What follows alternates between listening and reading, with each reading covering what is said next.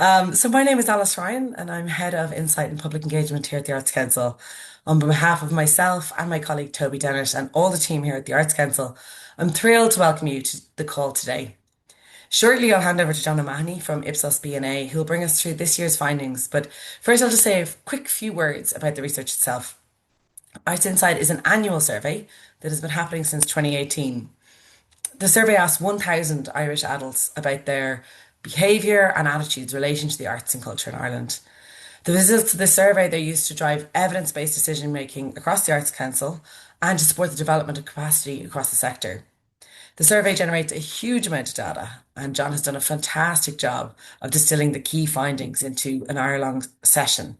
Then we'll have time at the end dedicated to questions and answers. We won't stop John for questions during the presentation, but if you have any questions as we go along, feel free to pop them in the chat. And if Toby and I can, we'll answer them. If we can provide a quick answer, we will. But if not, we'll ask John to address them at the Q&A at the end. But also just to add, if there's something that you'd like to hear more detail on or you want to discuss with us about looking into further that wasn't covered today, please, after this webinar, please feel free to reach out to myself, Alice Ryan, or my colleague Toby. Our details are on the website. This call is being recorded and it will be made available along with the slides on the Arts Council's website. But for the moment, over to you, John. Oh, thank you so much, Alice, and good afternoon, everyone. Delighted to be able to take you through the results of Arts Insight from 2025. We're so proud and delighted to be involved with this research series, which, as Alice says, goes back to 2018. And what we'll do is we'll make comparisons to those previous results in one particular section, and that'll be around audience attendance. The way we had to do the survey this year was actually we did it in two parts. One, we did face-to-face survey around key questions relating to attendance, and then the remainder of the survey we did online. So where we draw on the comparisons to previous surveys, which were conducted face-to-face, will be all around those key measures relating to attendance. And there's some fascinating patterns over time. So in terms of the methodology, just to say, we did it two parts, face-to-face and online, and the results, we conducted them in late 2025. So here's a look at the structure of the survey and also the structure of our report. So we'll go through attendance. That's this first box here. Now that's a really key part of the research and of the report, and that'll take us about a third of the time of the hour we have. And then that's where we really draw on the year-on-year patterns, and we look at how things have changed, particularly in the last 2 or 3 years, which are fascinating. Then we look at participation in the arts, including reading for pleasure, engagement with the arts via all digital forms, then getting information about arts events and activities. And then our last section of the main body of the report is in relation to national attitudes to the arts. There's a whole range of those we've asked every year. And then finally, we'll wrap it up with some key learnings. So a major part of the survey is establishing what percentage of the population in Ireland attends an arts event every year and what type of arts events they attend. Now, if you look at this, the question in here is in the past 12 months, so this was asked in November and December last year. In the past 12 months, have you been to any of these events? And you can see the list is really long.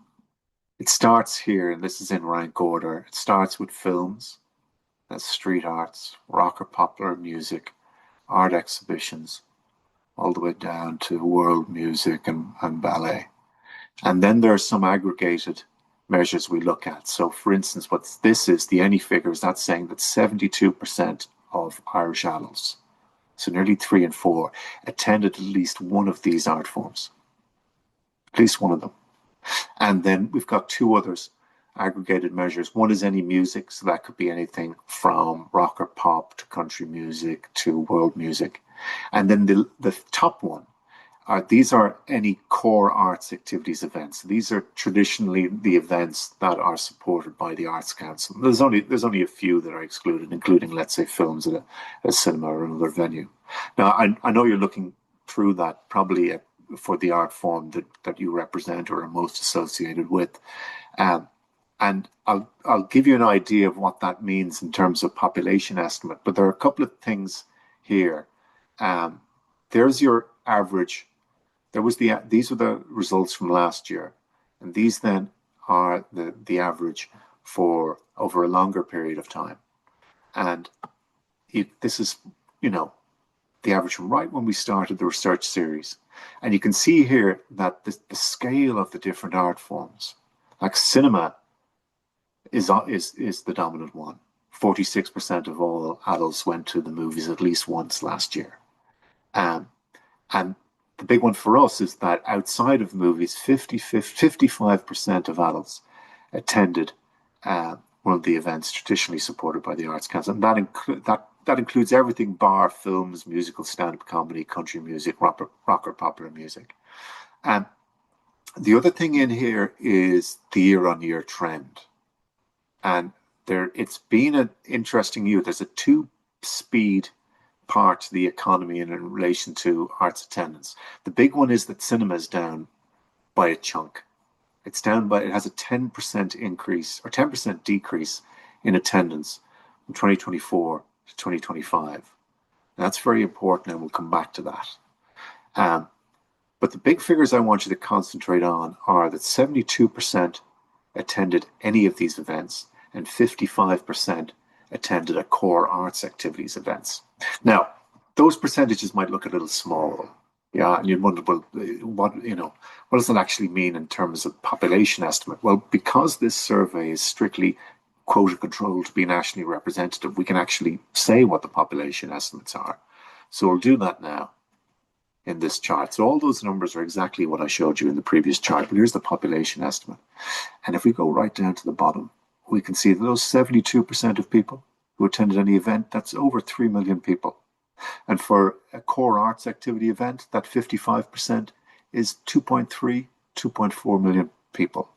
And if you look at it, so let's say for an art exhibition, you can say, well, 15% of all adults. Is that significant? Is that sizable?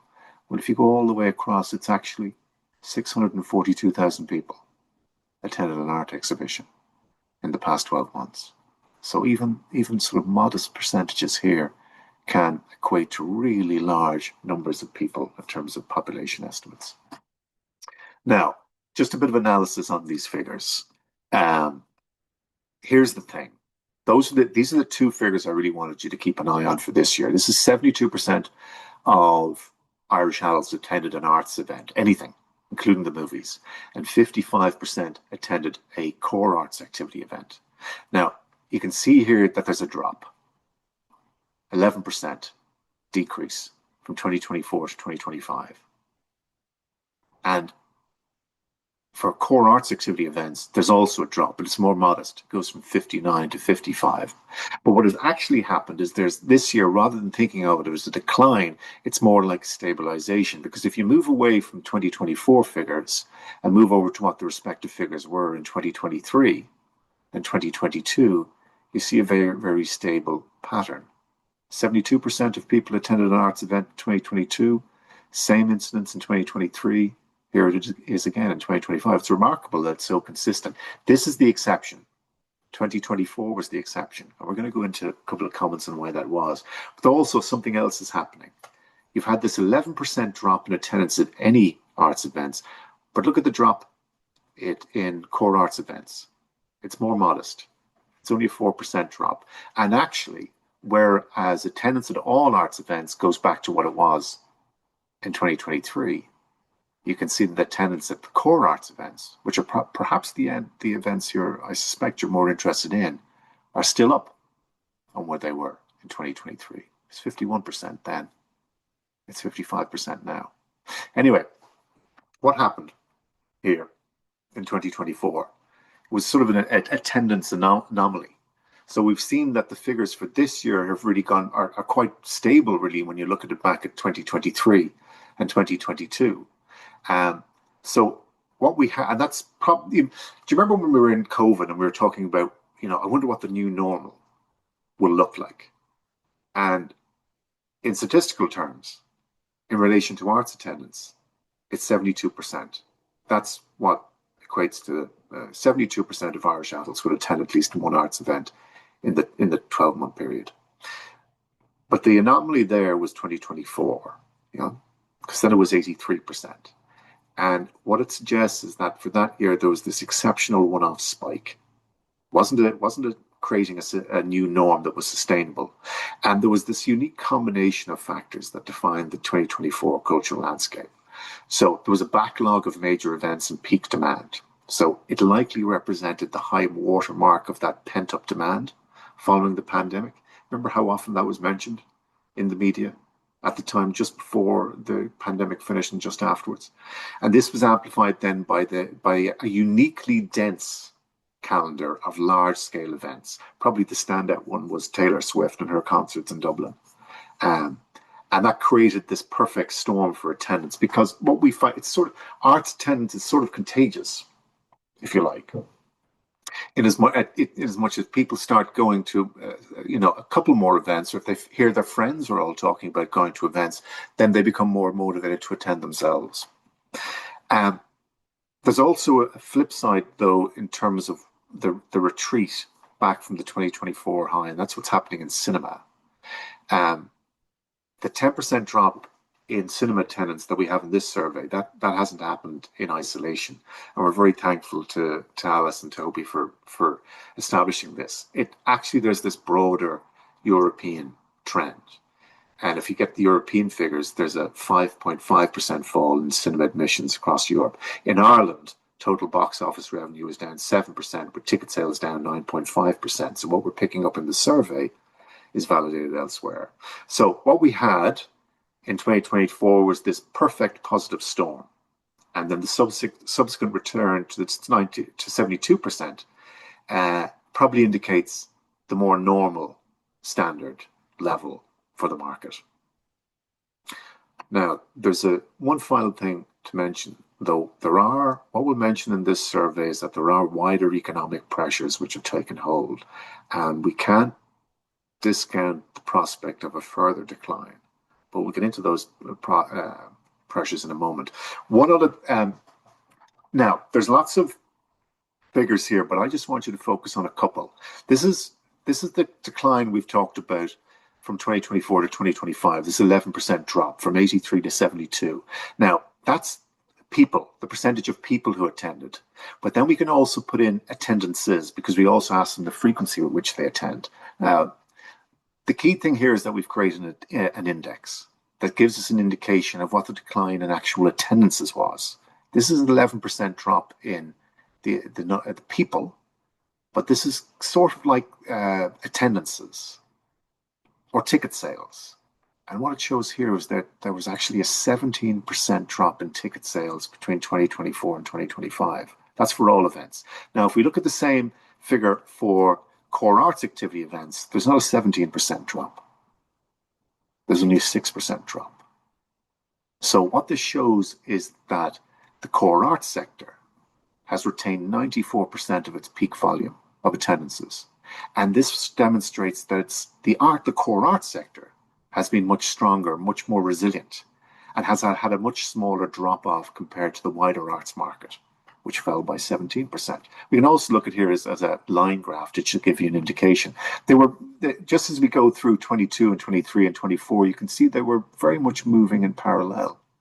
But then last year, big decline in the whole market, a decline, but much more manageable in the core arts market. Okay, so if that's the pattern, let's look at another way of analyzing this data. Now, there's a scary amount of data on this chart, but I just want you to this is a nationally representative survey, and this is all the different ways we can analyze it. There are the total figures that we've been reviewing. Look, there's the 72% and the 55%. But this then the way we can analyze the data, we can analyze it by gender, by age, by social grade, by region. And social grade, this ABC1 would typically be considered middle class, and C2DE working class. And I know those terms might grate, but they are helpful in terms of media buying and so on. And just look at the green, because the green tells you where attendance peaks. And it's saying that irrespective of whether it's any arts events or the core arts sector, attendance is peaking amongst young adults, those age under 35 years. And the other way it's changing or peaking is amongst the ABC1 social class. Now, what we've noticed, and what's particularly a particular note and concern to the Arts Council, is when we compare these patterns year on year, the decline in attendance in 2025 was much more evident amongst the C2DE social class.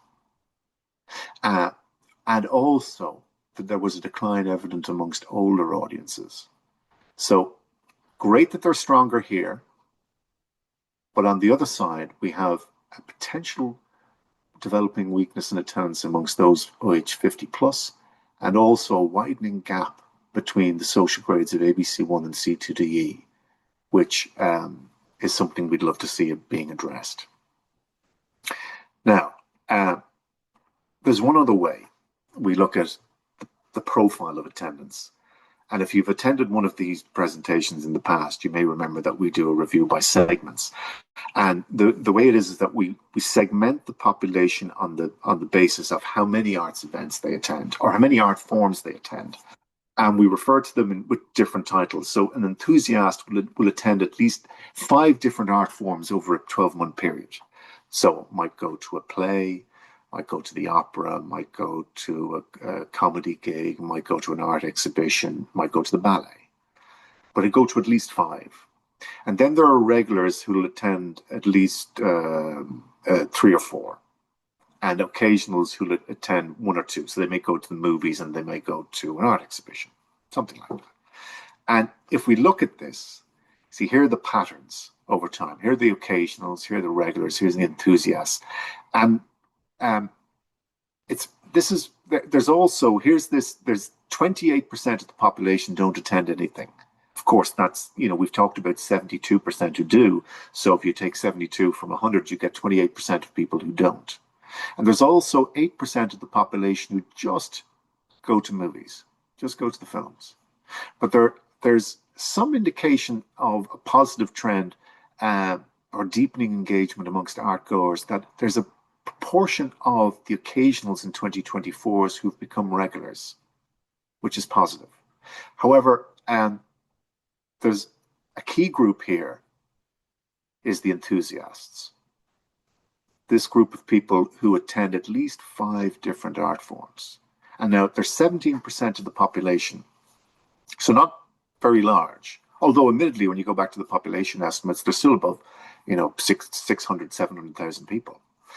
And of course, when the Arts Council, with their public remit of encouraging participation and attendance in the arts across the nation as a whole, this stubbornly resilient figure here of 28% of none is something they're passionate to address. Now, you can say, well, that's fine, but why is this important? And let's just, again, make the distinction between incidence, which is the number of people who attend an art form at least once, and then how frequently attend, because that's ultimately will give you attendances or ticket sales. And when we look at that, when we just review attendances, let's see how important enthusiasts become. Remember, they're only 17% of the population, but they account for over half of all attendances. Half of all attendances now at core arts events in 2025. So that highlights their critical importance to sustaining the arts sector. And it's always been that case. There are 59% in 2024, 55% in 2023, 54% in 2022. So this group of people who are less than 20% account for more than 50% of attendances consistently, and sometimes well above that. And also their importance may be even stronger than that, because also they may be the ones who decide which events to go to and also buy the tickets and bring people along. So who are they? This 52%, this group that we refer to as enthusiasts. Well, let's look at their profile. Again, there's lots of numbers on this chart, but let's just focus here on this column here, and let's focus on where it's green. So, and where it's green, it'll show you where their profile is disproportionately stronger than the national average. So they're far more likely to be young adults. 29% of the population is under the age of 35. Adult population, but it's 42% of enthusiasts. And also they're much more middle class. ABC One, 67%. The national average here is about 55-45, but for enthusiasts, 67-33. And they're also much more urban. And you'll say, well, that's a function of supply and availability, and yes, of course. Um, but those how you recognize enthusiasts. They are much more likely to be young middle class urbanites. However, what it also does on a national level for the Arts Council, it underlines the work to be done to deepen engagement across all socioeconomic groups and indeed in rural Ireland. Okay, um, so that's the market as it looks in terms of attendance, how frequently we're attending, the challenges that were presented in 2025, how core arts withstood them better than the arts sector overall. But now let's look at what the potential is to grow the market further, to increase attendances. We asked people, which of these events do you really wish you could go to more often? And it's hugely positive. 70% of adults would like to attend more core arts events.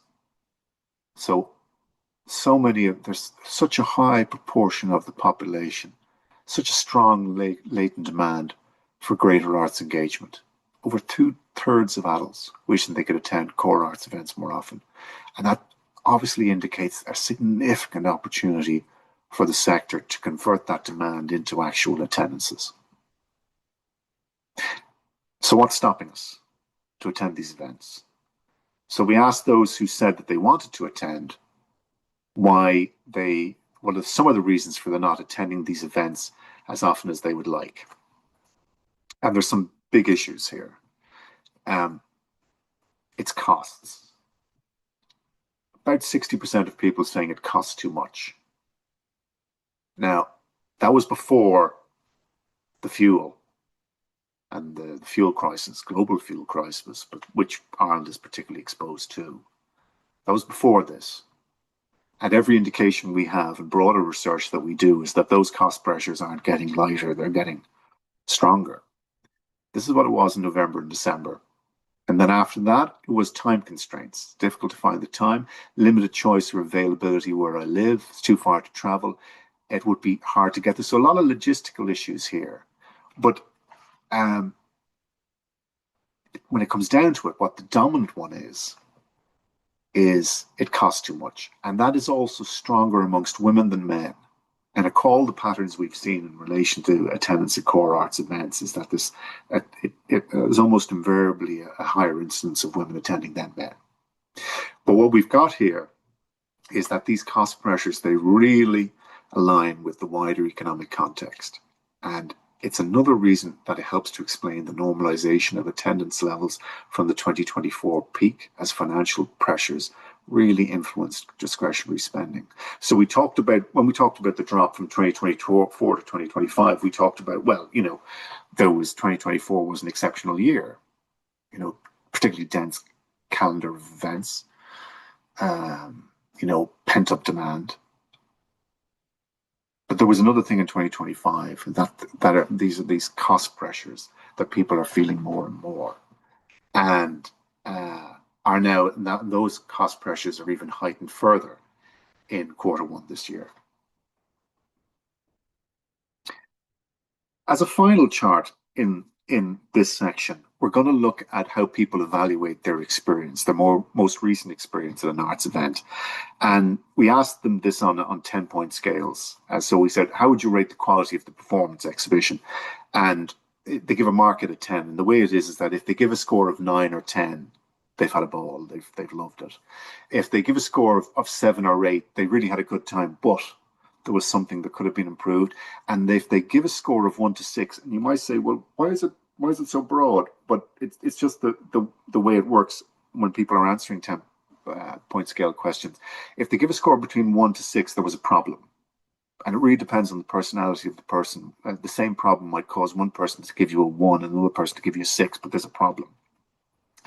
And so when we look at these, we ask people to evaluate their overall experience, the quality of the performance, and the value for money. And these are good. if you want to simplify it, 39% and 41% are saying the experience was fantastic and the quality was fantastic. And then 42% and 39% say everything, it was really good, but something could have been improved. And then 17% had an issue. But they're still getting eight out of 10, which is good on average.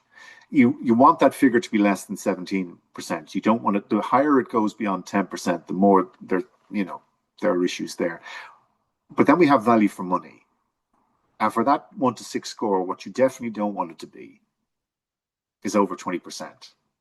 So the rating for value for money is notably lower, with 22% being actively dissatisfied. And that reinforces this theme of cost sensitivity and its impact on the overall arts experience and overall arts attendance. I think it's terribly important that we mention to you and they need to be conscious of. Again, I don't want to labor the point, but remember this survey was done in Q4 last year. And any pressures that were evident then have been exacerbated in the first 5 months of this year. Okay, so let's just summarize what we've seen as we go through arts attendance. So overall arts attendance has stabilized. You had this exceptional post-pandemic surge in 2024, but it's come back to 72%. And that's what we see as a consistent and credible baseline. It was apparent in 2022, it was apparent in 2023. It is, we suspect, the new normal. Now, that's the wider market. For the core arts sector, it's more resilient. Also, there's been a drop, but far less significant than it has been for the wider market. It hasn't dropped 10%, such as cinema has. So the core market is down 5% in terms of percentage of people, but 6% in terms of attendances, rather than 17% for the wider art market. And then we move on to enthusiasts. So they ultimately drive attendance levels at core arts events. They're only 17% of the population, but they account for over half of attendances. So they're vital. And as we established, they're younger, more middle class, more urban. Now, in a sense, that profile as a national policy would be to address that in terms of evening things out by social grade and by geography. But that's what their profile is at the moment, and they're vital. Cost is the primary barrier. So we've talked about this latent demand, this potential for further attendance out there. Absolutely. What's holding it back? Cost. It's the primary barrier, and those pressures have become even more heightened. And then the importance of the youth market. And just keep this in mind when we go on to the further sections about information sources and so on. Highest attendance in 2025 is among young adults, that's under 35. There's a corresponding decline amongst older age groups, which we need to monitor on a national level. But so there's highlighting this significant generational shift. Attendance up younger, attendance softening older.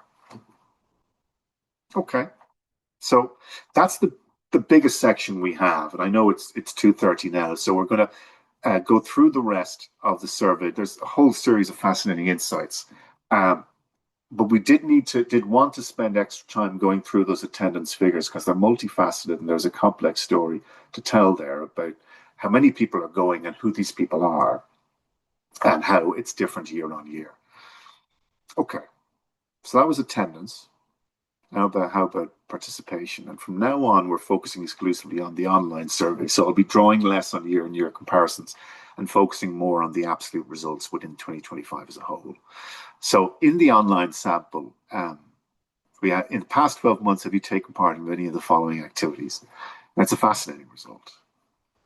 Again, it's a broad range of activities we cover, from the visual arts to music of any kind, to film and video making, to book clubs, singing, creative writing, to circus and street arts. And it says that 37% of adults on the online sample have taken part. And the top one is actually visual arts and crafts. They're the most popular activities. It highlights this sort of strong interest in hands-on creativity within this digitally engaged online cohort. And if you look at that figure of this 37, yes, there they are. There's the 37% who attend. Look what varies. First of all, it's got this strong female profile. It's significantly higher amongst women, but it's really higher amongst younger adults. A remarkable 59% of under 35s take part in a creative activity. So that highlights that what you have is a generation that's not just consuming culture, but actively co-creating it. Because we've just referred to the attendance figures where the group that was driving attendance demographically was again young adults. Also, we have this, it's stronger in Dublin, again, probably driven by availability, also very middle class. Again, something on a national level we'd look to address. And then just to say, let's look at it by segments. So now we're going to look at that 37% by enthusiasts, regulars, and occasionals, and so on. And there you have this. There's two things really to say here. That there's a clear link between attending and participating. If you go to arts events, you're far more likely to participate. And also, the participation rises dramatically with the level of arts attendance. So, as you can see, it's occasionals, then it goes up for regulars, and look where it peaks. 69% of enthusiasts. So, it's showing how deep engagement often involves both spectating and also creating. Now, you remember when we asked about attendance, are there events you'd like to attend more often? And there was a huge indication of latent demand. We do the same for arts activities, and it's exactly the same. There's this huge potential again. 63% of adults wishing they could be more involved. Practically all current participants would like to get further involved, and you have just under 50% of non-participants who'd like to get involved. So why don't you? Well, time is the single biggest barrier. And that's followed by cost. And then limited choice or availability. So it reflects the pressures of modern life on people's creative aspirations. They need to find something that's convenient, logistically convenient for them to do, and also that doesn't carry a cost burden for them. But in terms of potential demand, again, huge opportunity. Now, just one other area we're going to talk about in relation to participation, and that through this series designed with Toby and Alice, we've typically included questions on reading to establish that on whether Ireland is in fact a nation of readers. So we ask people, we go through a series of genres and we say, well, have you read these in the past 12 months? And the key finding here is that 73% of Irish adults have read a book in the past 12 months. So we are a nation of readers. 47% of us read a book of fiction, 26% of biography, 21% other non-fiction or factual, 19% non-fiction or factual about the arts, 11% poetry, 6% a book in the Irish language, and 3% other. So it's, fascinating. It's a widespread activity within the 2025 sample. Nearly 3/4 have read a book in the past year, and fiction remains the most popular genre, engaging almost half of all adults, 47%. So really encouraging in terms of our nation's engagement with reading. Okay, so in terms of participation in reading, how can we summarize some of the key findings? Youthfulness. So creative participation is high among this online sample, with over the third taking part in an arts activity. It's especially pronounced, really pronounced, amongst young adults under 35 years, revealing a young, creatively engaged cohort. And then, in terms of this synergy, there's a clear synergy exists between attending and creating. Participation rises dramatically with engagement. So, enthusiasts are much more likely to participate in the arts as well as attend in the arts. And in terms of recruiting and strengthening your audiences, that synergy is something to be very much conscious of. Huge unmet creative desire. So the potential for more creative engagement amongst the Irish adult population is really there. Nearly 2/3 of adults wish they could participate. And when we asked them about why they don't, there wasn't anything about a lack of interest. They were all sort of practical constraints. It was time, money, availability. And then finally, for this section, literature. It's a pillar of Irish cultural engagement. It's a near universal habit. 73% reinforce the importance of literature as a foundational pillar of cultural engagement. Okay, the next two sections I want to go into are again about engagement in the arts, but this time digitally. And after that, we're also going to look at the information sources that people use to find out about the arts. And you'll see a strong theme of in relation to digital being there as well. So digital arts engagement. Again, this is a question where we really make things easy for people because we give them a long list and we say, because you could say, well, what is digital engagement? And we say, well, it's this. Which of these do you do regularly? Say at least once a week. And it could be watch movies or other fictional dramas on traditional TV, or it could be watch movies or TV dramas through paid on-demand services like Netflix and Disney. It could be listen to recorded music on the radio, or it could be listen to music online for free through Spotify or YouTube. And then it's listen to plays or other dramas on the radio, listen to plays or other dramas through online podcasts. So huge amount of range of activities. And you can see that the engagement varies enormously across them. There's also then these four groups. The top four here are any movies or TVs. The middle are music. So that's listen to music on online through a paid subscription service via iTunes or Spotify, or listen to the radio. And then there's any arts and drama. And then also the like pink is self-expression. So use the internet to improve your skills, find lessons or find groups to join related to the arts. So 73% of us on a weekly basis engage with movies or TV on a digital basis. 62% music, 12% any arts and drama, and 9% self-expression. Now, what it does show, though, and this is really vital, is digital engagement with movies is a really established habit for many now. 42%. So there's more people who are watching movies and TV on Netflix and Disney Plus than they are on traditional TV in any given week. And then look at in terms of the digitalization of radio or of music as well, far more likely that people will be listening to music online for free, Spotify or YouTube, than listening to the radio on a weekly basis. Now, if we look at this in terms of the breakdown, you'll see that there's this massive difference. And that weak digital engagement is absolutely driven by the younger groups. And the cutoff age is probably about age 50. Yeah. So when we say that 42% of people are looking at Netflix or Disney Plus regularly on a weekly basis, we say it's 42% nationally. But when we look at it by a middle age group of 35 to 49 years, it goes up to 55%.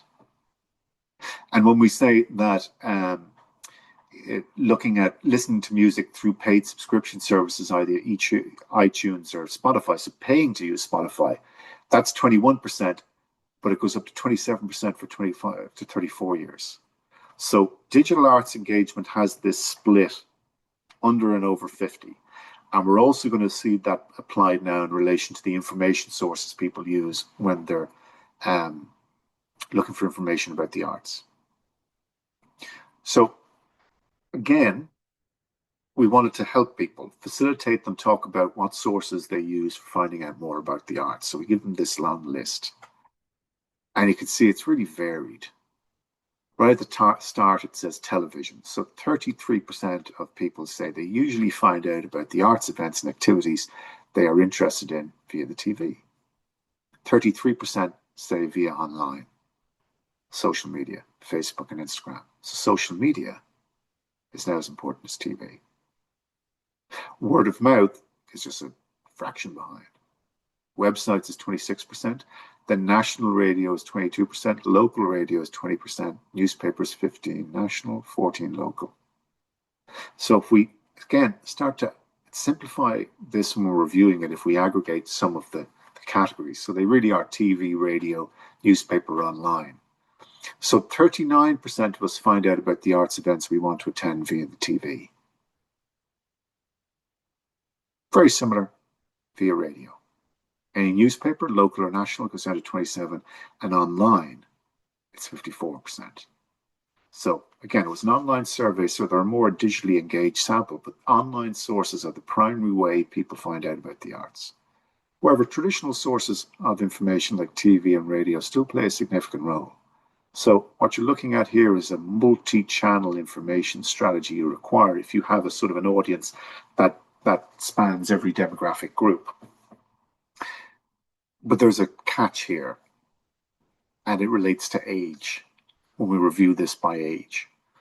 So if we look at this, these are what we looked at now. Online 54%, newspapers 27%, radio 38, 39. This is the broad pattern of how people find out about the arts. But look at the difference by age. It's 37% nationally for TV, but if you're over 50, it goes up to 48%. 38% for radio, but if you're over 50, 47% of those over 50 find out via the radio. 27% for newspaper nationally, but for those over 50, it's 37%. And for online, well, it's 54% nationally, but it goes up as high as 64% for those who are 25 to 34 years, or 60% for those who are 35 to 49 years. So what you have here is you have information sources that are heavily generation dependent. In 2025, those under 50 are overwhelmingly reliant on online channels to find out about the arts, while those over 50 continue to depend more heavily on traditional broadcast media like TV and radio. So if you have an audience that is primarily under 50, then demonstrably you should be focusing all your efforts on online. However, if you've got an audience of a more senior age, they're disproportionately using traditional media. Television, radio, newspaper, disproportionately important. So that might sound straightforward. Okay, younger audience, we just go online, but online's a broad church. Where do you go online? So let's find out a little about that. What media sources are people using? So which online media have you used for information about arts events and activities in the past 12 months? And if, as you look at it at the start, we have this lovely ranking system. So Facebook and Instagram are the top two, 41 and 35. And then you have this sort of midfield here. You have YouTube, TikTok, email newsletters, online newspapers. And then the bottom tier, you have X, our organization's website, and Pinterest. And you say, well, that's fine. Okay, well, then we have our budget of €10 and we'll focus it on pretty much an even split between Facebook and Instagram. But then again, age comes into it and muddies the picture, or maybe makes it more straightforward. Take Facebook, for example. It remains the leading source, but it's primarily driven by people who are over 25 and particularly 35. If you're under 25, the chances of you using Facebook reduce by half. If you're under 25, what are you far more likely to be using? Instagram, YouTube, and particularly TikTok. Also, younger adults are disproportionately likely to be using Instagram, YouTube, and TikTok overall. They're also much more likely to be using X, 23 and 18%. So if you've got an audience under 15, you really should be focusing on Instagram and YouTube. And if they're particularly young, then you should really be investing heavily in TikTok. And also invest some in X. Whereas if you're older, if an older group, then you're talking Facebook, and also much more likely traditional forms of online, such as email newsletters and online newspapers. So again, big generational differences in relation to which sources of information are used overall, but also then how they break down by particular channels within the online sphere. So if we wrap this up, there's one thing all these people are using different sources. What's their satisfaction with the availability of information about arts events? And here it's a very mixed view, really. Of all Irish adults, only 1 in 10, 9% overall, are very satisfied with the availability about information about arts events and activities. So irrespective of whether you're online or whether you're getting it from TV or radio or Instagram, Facebook, or TikTok, the chances of you being very satisfied are slim. Now, there is a further 37% who are saying they're satisfied. So it's, the satisfaction rating in summary is 46%, not bad. But then there's this huge group, nearly 40%, who are saying they're neither satisfied or unsatisfied. It's really sitting on the fence.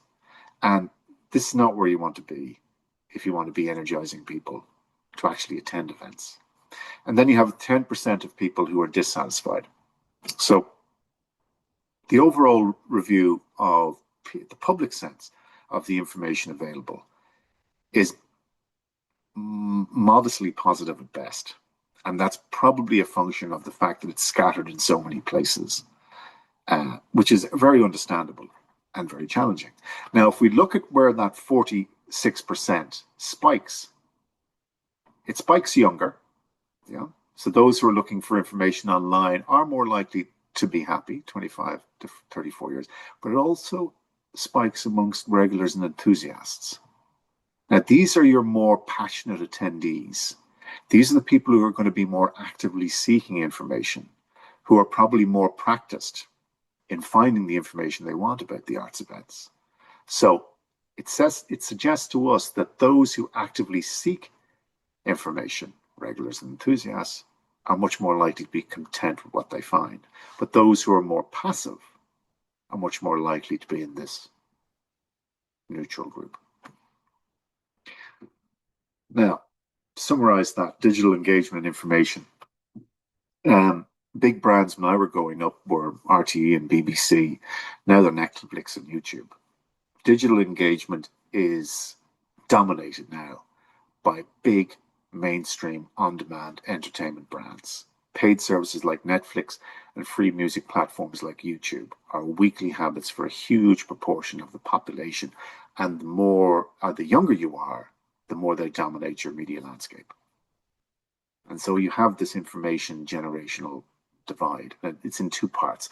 First, it defines how people find information about the arts. Those under 50 are now overwhelmingly reliant on online sources, while traditional broadcast media, so TV and radio, remains the primary channel for those age 50 plus.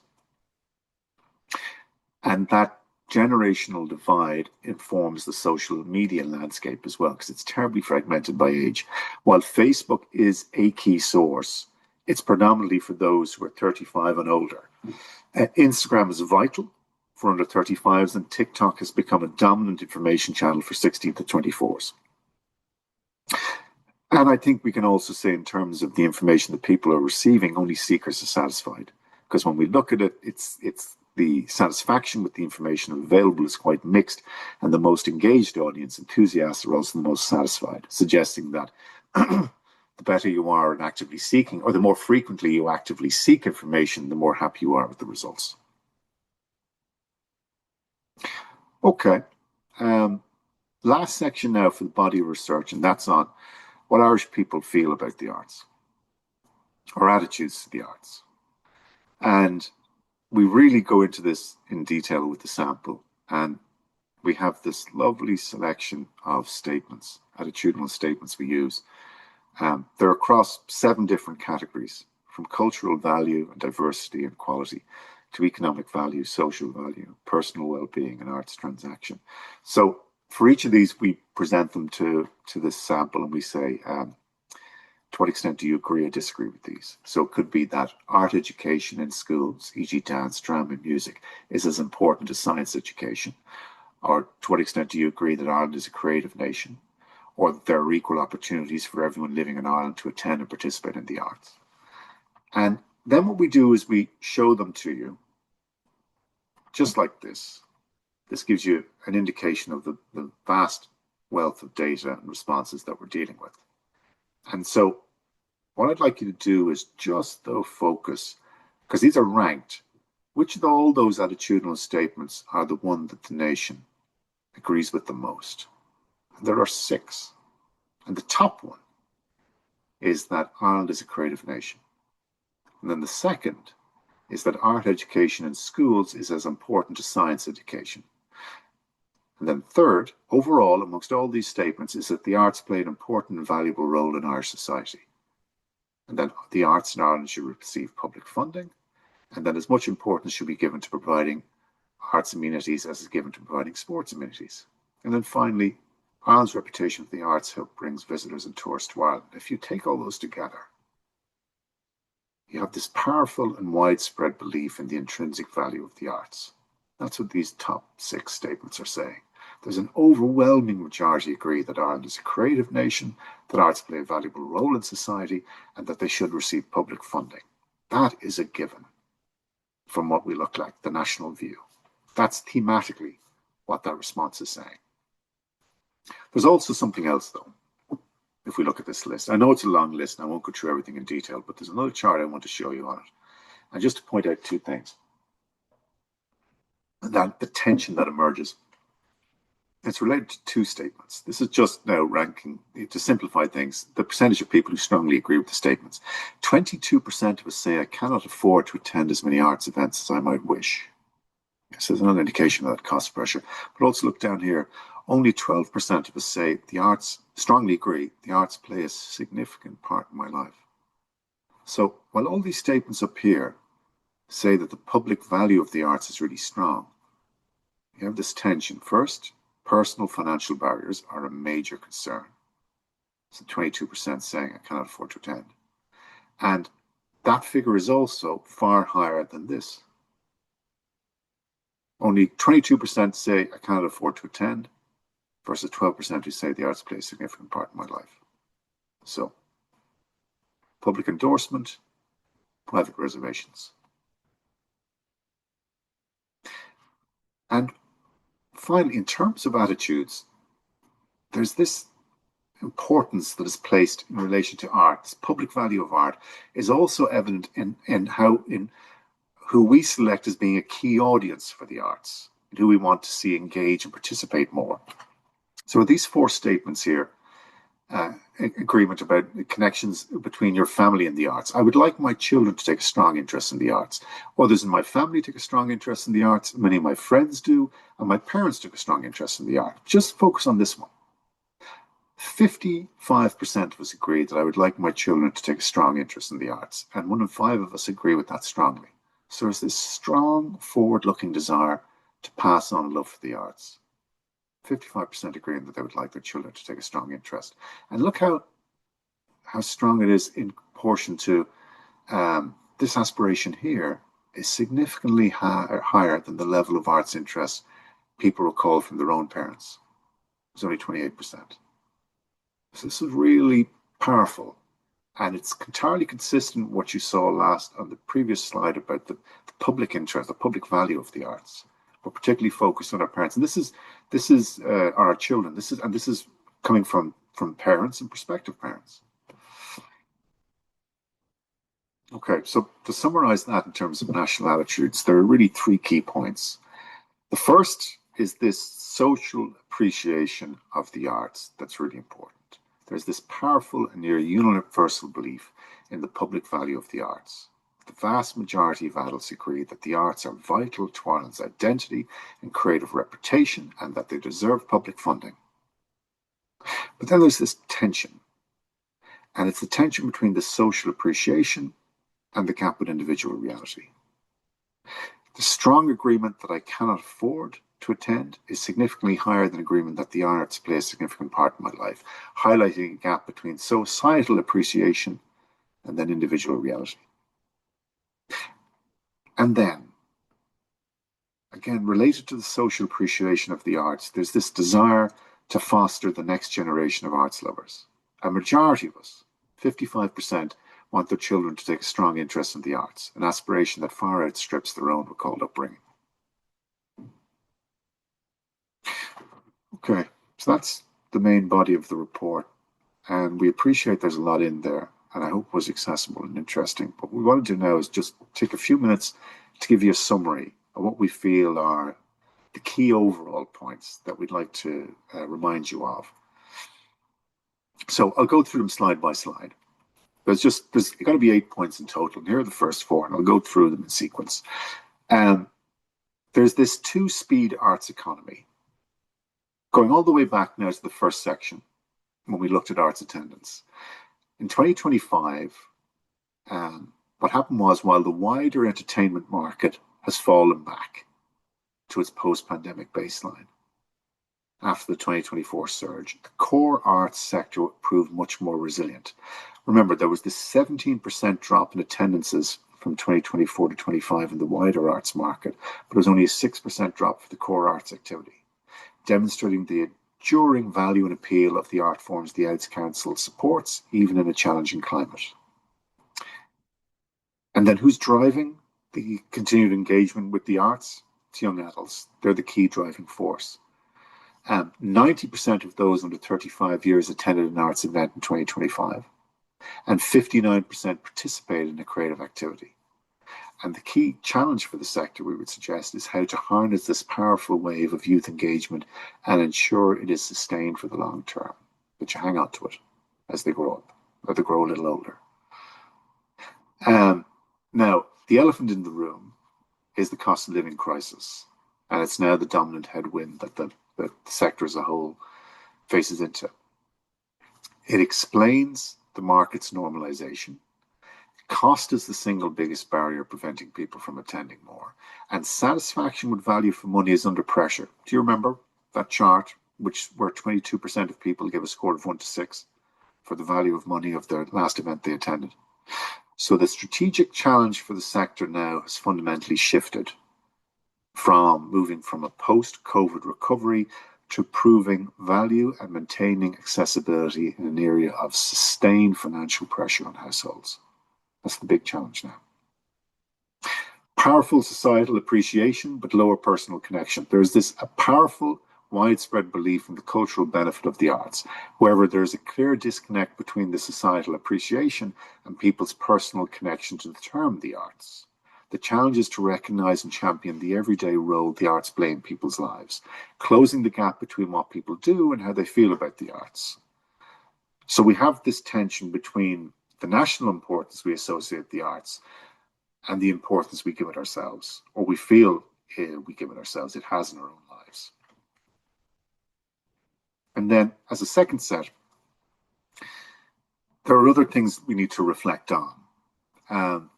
First, let's talk about our segmentation. You have this highly engaged enthusiast segment. It drives attendance at the arts. They account for over 50% of attendances. However, what we've got to pair this with is this challenge of this persistent inequality by social grade and region. It's lower amongst C2DEs. Attendance is also lower in rural areas. And a key task for the sector is to broaden its reach, converting non-attenders and occasionals while still serving its core audience.